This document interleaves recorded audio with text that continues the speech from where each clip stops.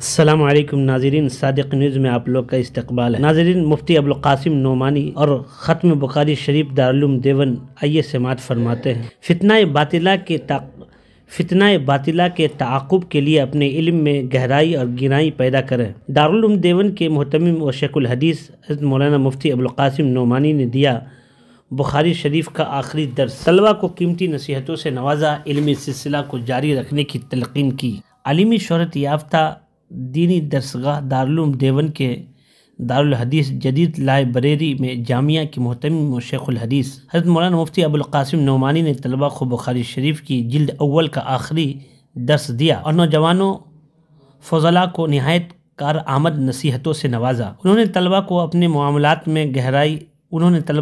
مطالعہ میں گہرائی پیدا کرنے کی تلقین کرتے ہوئے انہیں موجودہ فتنوں سے آگاہ کرایا اور کہا کہ ان کے سد باب اور تعاقب کے لیے آپ کا علم اور مطالعہ بہت وسیع ہونا چاہیے تاکہ عوام کو ان فتنہ باطلہ سے بچایا جا سکے۔ یہ آپ لوگوں کی بہت بڑی ذمہ داری ہے۔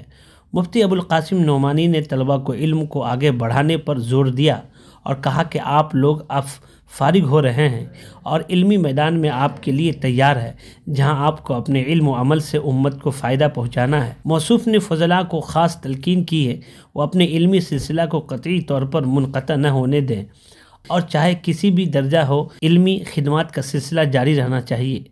دارالعلوم دیوبند کے شیخ الحدیث اور محتمم مولانا مفتی ابوالقاسم نعمانی نے ختم بخاری شریف کی روایتی تقریب سے خطاب کرتے ہوئے حدیث کی معتبر ترین کتاب بخاری شریف کی اہمیت پر روشنی ڈالتے ہوئے کہا کہ بخاری شریف حجت ہے عمل کے لیے، اس سے بہتر کوئی کتاب نہیں۔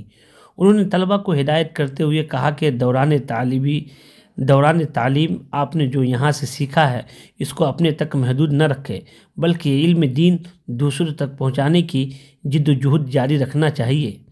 مفتی ابوالقاسم نعمانی نے جو طلبہ فارغ ہو کر جا رہے ہیں ان کو قرآن مجید کی خدمت میں زندگی کو وقف کرنا چاہیے۔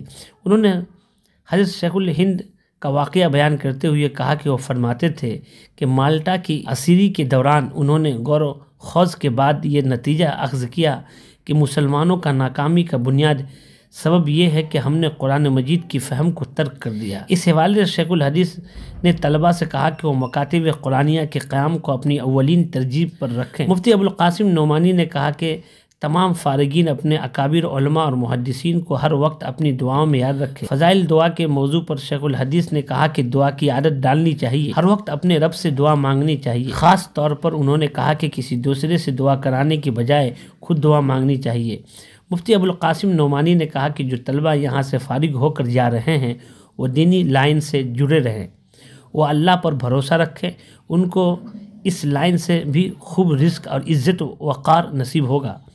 انہوں نے آخری حدیث پر سیر حاصل گفتگو کرتے ہوئے دورہ حدیث کی تمام طلبہ کو اجازت حدیث دی اور نصیحت کی کہ اسلام کا داعی بن کر اب آپ کو میدان عمل میں قدم رکھنا ہے اور اسلام کے آفاقی پیغام کو احسن طریقے سے دوسروں تک پہنچانا ہے۔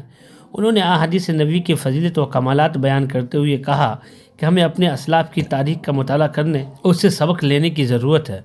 درس کے اختتام پر مولانا مفتی ابوالقاسم نعمانی نے امن عالم اور ملک اور قوم کی سلامتی کے لیے رکت آمیز دعا کرائی۔ اس موقع پر 1 درجن سے زائد نکاح بھی پڑھے گئے۔ خاص بات یہ ہے کہ اس مرتبہ خواتین نے بھی بڑی تعداد میں ختم بخاری شریف کی اجتماعی دعا میں شرکت کی۔ تو ناظرین ضرور کامنٹ کریں اور بتائیں حضرت کا اس طرح دعا کرانا، اس طرح طلبہ کے لیے بیان کرنا۔